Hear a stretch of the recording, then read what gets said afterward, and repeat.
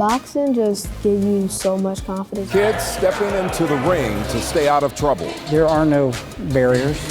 We're trying to help our kids become all that they can be. If we can save kids one at a time, it's worth it. He told me that I'm gonna be something different than a lot of kids was. Plus a local Olympian and professional boxer training in the same gym he grew up in. Boxing saved my life. This gym saved my life. How he's trying to be an inspiration for the next generation. From WLWT, this is Let's Talk Cincy, presented by Western and Southern Financial Group. Put our financial strength behind you. The pandemic has thrown a 1-2 punch that has impacted everyone's life. But one organization has found a way to fight through this pandemic and remain a positive force in the lives of young people. Hello, everyone. I'm Curtis Fuller, and welcome to Let's Talk Cincy. Today, we revisit the Cincinnati Golden Gloves Boxing Club in Over the Rhine. Buddy LaRosa is the founder of this organization, and over the years, it has become a safe haven for inner city youth, giving them an opportunity to develop life skills as well as boxing skills.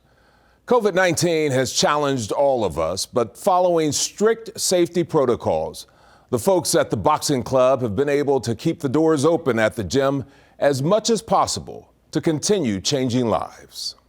It not only helps kids develop athletic skills, but it also gives them discipline, self-esteem, and hope for better lives.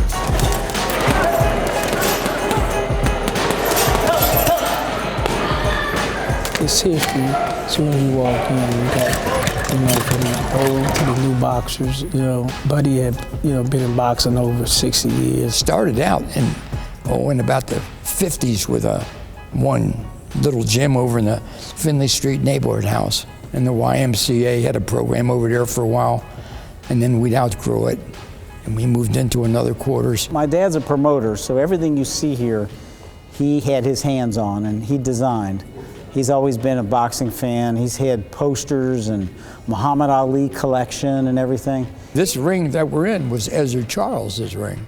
And this ring was in the old Cincinnati Gardens, and he fought all of his major fights that he fought in Cincinnati in this ring. We were fortunate enough to acquire it when they tore down the Cincinnati Gardens building. There's so much history in this building, in this neighborhood, in Cincinnati, and it's all kind of reflected in this gym.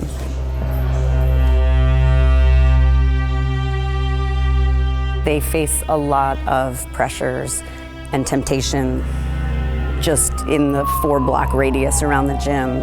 There's a lot of shootings down here. There's a lot of open air, drug activity, and this place is a way to keep the kids away from that and give them goals and a sense of purpose that maybe they wouldn't get otherwise. We may lose a few, and then sometimes, you find out, you may come to the gym one day, somebody got shot or somebody got robbed.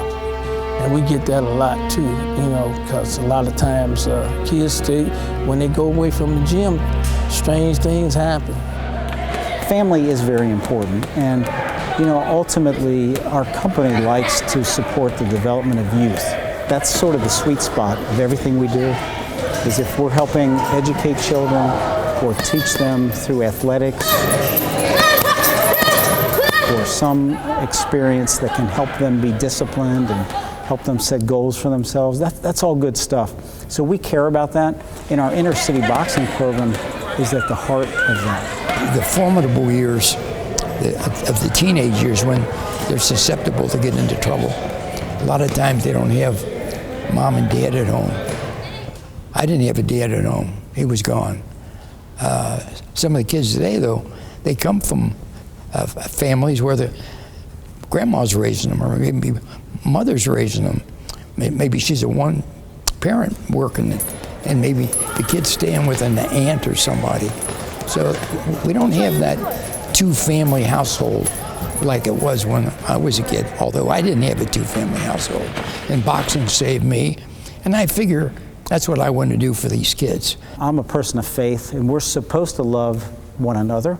We're supposed to serve one another. And my father's been a shining example of that. And I'm just proud to be able to continue in his legacy And we're loving and serving the kids down here that need it the most. This is like a melting pot for them. If they stay in the gym, you know, be successful. But once they leave out them doors, it's just so hard. And it's hard to come back, you know.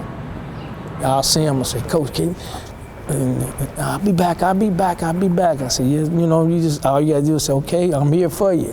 You gotta keep the doors open. I tell every coach, every new young coach, if they gonna get their gym started, always keep your doors open, because, you know, they may not see it right then, you know, maybe the second time around they may get it. So I tell them that's my main thing, keep the doors open, you know, because, you know, we're doing some great things. There is a strong message at the boxing club that it takes more than gloves to make a good boxer. Up next, building champions, the lessons of hard work and sacrifice inside and outside the ring, when Let's Talk Cincy continues.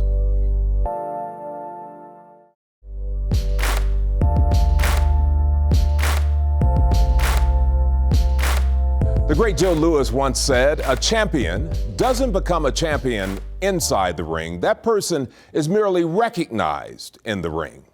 The becoming happens during the daily training. It's that type of character building lesson being taught at the Golden Gloves Boxing Club.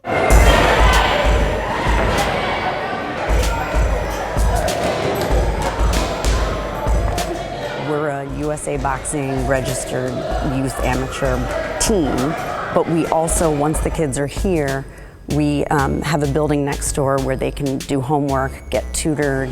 We have food donated from the Children's Hunger Alliance, so every evening, even if the kids aren't boxing, they can come and get a hot meal for free next door. It's so good. Sometimes a kid, you know, he may not go home and eat right away, you know, and the food might be, because it's a one parent. Some of them got one parent, and, you know, the parent may be working. So we provide them with food. Our other passion for our participants is to teach them life skill development, so that if they aren't a boxer for their whole life, that they can be successful in life, because we help them down that path. We do a speaker series where we have people from the community come to talk about job opportunities, also anti-drug and anti-alcohol speakers. We also do workforce development.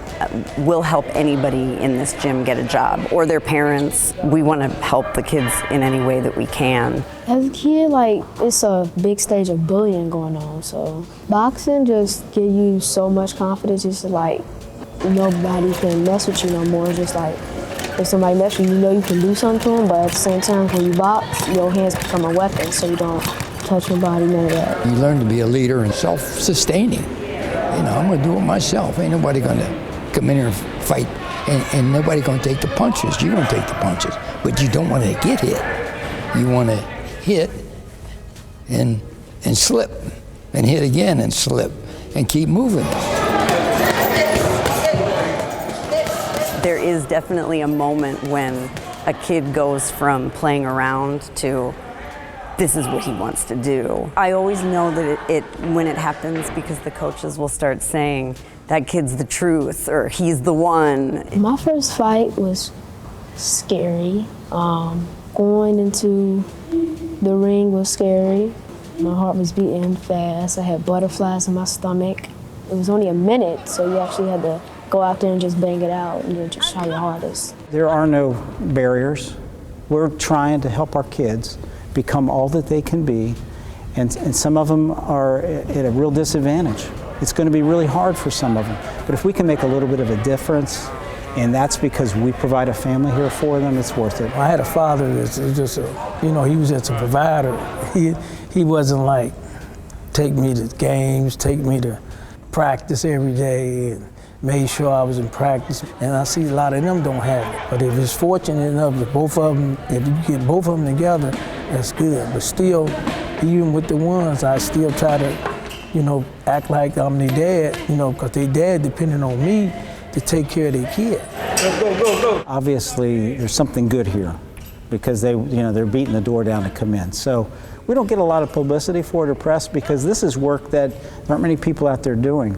But if we can help save 5 kids out of our program from, you know, being in trouble or having something bad happen to them, How many kids are getting shot up out on the streets? I mean, if we can save kids one at a time, it's worth it. Sometimes you may not be like a Rashi Warren or Adrian Brown or Ravi Springs or something like that, but you may be in another different way, you know. So, you know, you may become a great coach, you know. You may become a great, you know, a leader, you know. So, whatever we try to bring that out of them. I think that's part of this program, because everybody's going to be different. Up next, one Olympian who says the Inner City Boxing Club saved his life. I always make sure I stay on the right path because I didn't want to get caught up out there. Half of my friends are dead or in jail. I'm one of the ones that happen to just make it this far. Now he's trying to inspire the next generation of young boxers.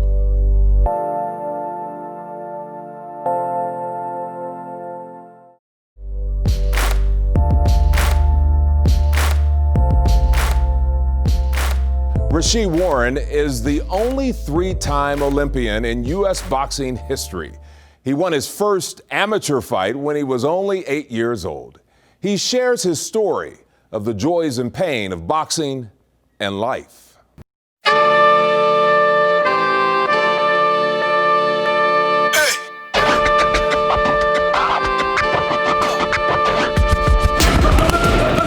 I started when I was 5 years old, had my first fight when I was 8.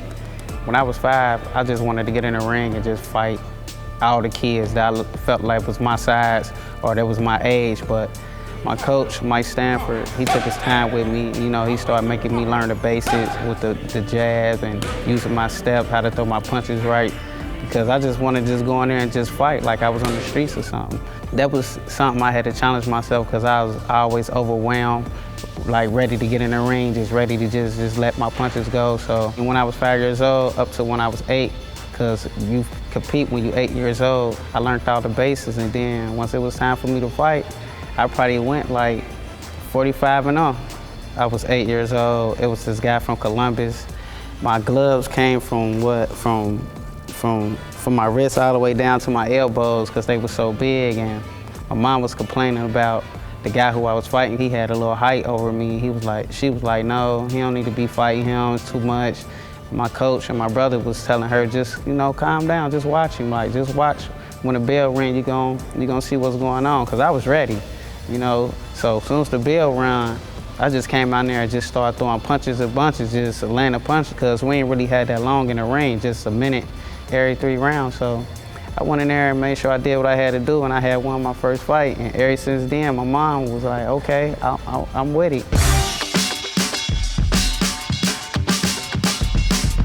When I walked in the gym, like I said, I was very excited to, you know, fight a lot of kids and get in there and fight. And he kept me calm, made sure I relaxed, and he told me that I'm gonna be something different than a lot of kids was, because not only that I paid attention, but I was always up under him. Like, I just was, everywhere he moved, I was moving. Like, anything he thought of doing, I made sure I was right there to see what he was doing. And I always wanted him to be a part of my life, no matter what it is. For me graduating, for me going to the Olympics, me turning professional, me winning the titles. Even when I wanted to play other sports, he was probably mad about it, but he was definitely there to support me when I was playing basketball. And when he walked in that basketball gym, when I was playing point guard, that's all it was like I seen my father. I started going crazy, scoring points, make sure I was doing what I had to do, you know, just let him know that I could play this sport too. Like I say, I look at him as a father. You know, this was a home away from home, you know, because I came up in a rough neighborhood, and it's a lot of distractions in the neighborhood like that. You know, you tend to fall into them distractions if you're not focused. And my mom and my brother made sure that I stayed on the right path, and I like the winning. So when I felt like I lost or something, I go right to the gym where I'm comfortable at, and I let all my anger out. I let, you know, my frustration out, or even if I had a girlfriend at the time, she probably broke my heart. My mom told me just come to the gym, take my problems out on the gym, and this became home for me. So this home away from home. I feel like my teenager years it was real tough for me because I had to, you know, go to school, and I had to be on the Olympic team at the time in 2004. So it was a lot on my head because my brothers, they was getting incarcerated they end up going to do 10 years at the time. Like, they out now, and one of them which is Stephen Warren. He's my personal trainer, but at that time when he was going to get incarcerated to do the 10 years, my coach said something to me that clicked with me, told me that, like, you can make this Olympic team. And when you make this Olympic team, you're gonna be the youngest that ever made it. It's time to take advantage. It's time to become a man. And I didn't even know at that time. At 16, becoming a man, I still wanted to go, do kid stuff, have fun. But like I said, I made the Olympic team, and it was like, oh wow, like I did it. Like, let's go. Like, and it stuck with me for the whole time.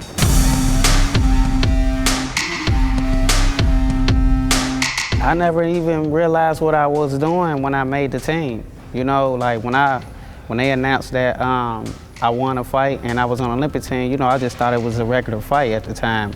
So when we got over there, and then when the Olympic ceremony, that's what really just brought everything. It was just totally different just by seeing Allen Iverson. I met LeBron James. We all got the same outfit on, walking into the ceremony and for the United States. So I'm like, you know what? I ain't gonna get no autograph, but I'm gonna get a lot of pictures because I want to feel just supporting as them. It was real stressful, and I was young at the time. I was only 16, making an Olympic team, and I felt like when I was in the Olympics, they kind of took the fun out of the boxing, because it was like they had to make it seem like we had to just die for our country, because it was USA versus everybody. It got me far. I never look back and be like, Dad, I should have did something different, because I love my life now. But it was definitely something I had to get over when I was a teenager. I never really gave up on what I was doing. I always stayed focused. I always made sure I stayed on the right path, because I didn't want to get caught up out there. Half of my friends are dead or in jail doing time. I'm one of the ones that happen to just make it this far. I come here when I just want to, see the kids work, and, it put a smile on my face, because I see them becoming who I was at the time, because I know where they come from, what they doing, and what they trying to get to. Yeah, they might not see it now, just like I didn't see it at the time when my coach or my brother was telling me I'm gonna be somebody. But like I said, boxing saved my life. This gym saved my life. Well, they've produced other champions from the Golden Gloves program. They had 3 silver medal winners at the USA National Olympics boxing tournament, and 1 boxer qualified for the U.S. Olympics boxing trials. Well, up next, the impact these young boxers are having on the coaches when Let's Talk Cincy continues.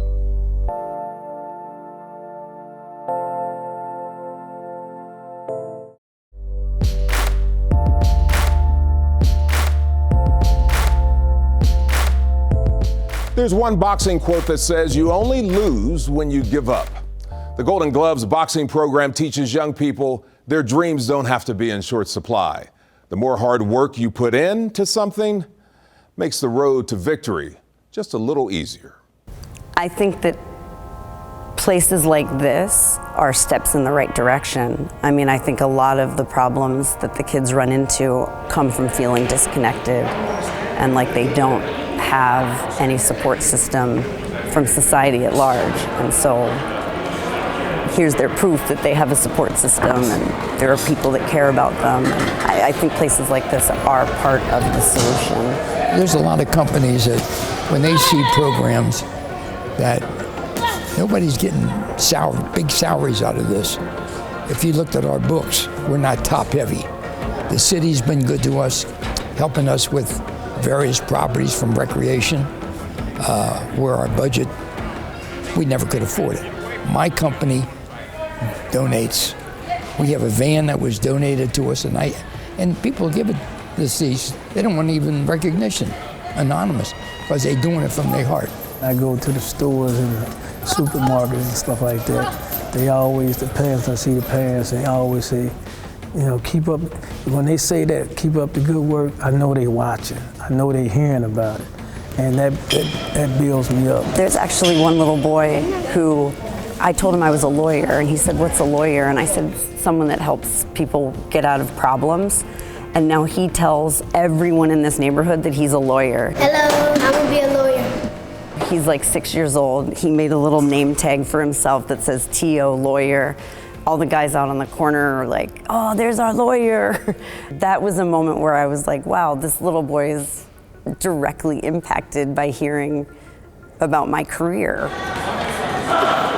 Just having kids coming in, slapping that bag and using up energy rather than getting in trouble out in the street, those are my proudest moments. And then seeing these kids go on in life and become property owners, store managers, good legitimate jobs that are going to make a living for them. I would love for us to have helped dozens of people get an education they're interested in. Maybe it's a trade school, maybe it's some sort of workforce environment that gives them an opportunity for a real career where they can make money and provide for their family. I want to create success stories. We already have a handful of them now, but I'd love to see that jettison to where we have dozens and dozens of young men and women that they're not professional boxers, but they are successful in life, and the seed was planted here. That would make me very proud. Everything I do and that I want to do or I meant to do over the years, it's not for me, it's for Cincinnati and for these kids. I'm not the type of guy who want to get patted on the back and all this stuff because, you know, I'm working for the man upstairs. I would say this is Cincinnati boxing at its finest, for sure. But I would also say that this is the downtown community at its finest as well. When my grandpa started it, his goal, it's the same goal we have today, which is this is a family. It's special. When we think of the lessons being taught down at the Golden Gloves Boxing Club, it is easy to reflect on the words of the great Muhammad Ali. He said, champions are made from something they have deep down inside of them, a desire, a dream, a vision. They must have the skill along with the will, but in the end, the will must be stronger than that skill. He also said, only a man who knows what it's like to be defeated can reach down to the bottom of his soul and come up with the extra ounce of power it takes to win. Well, that does it for this edition of Let's Talk Cincy. We want to hear from you. Email us your ideas at ltc@wlwt.com. And remember, you can always watch full episodes or get more information on our website. You can also listen to Let's Talk Cincy on Apple Podcasts, Spotify, and other podcasts. Well, thanks again for joining me. I'm Curtis Fuller. We'll see you next week for another Let's Talk Cincy.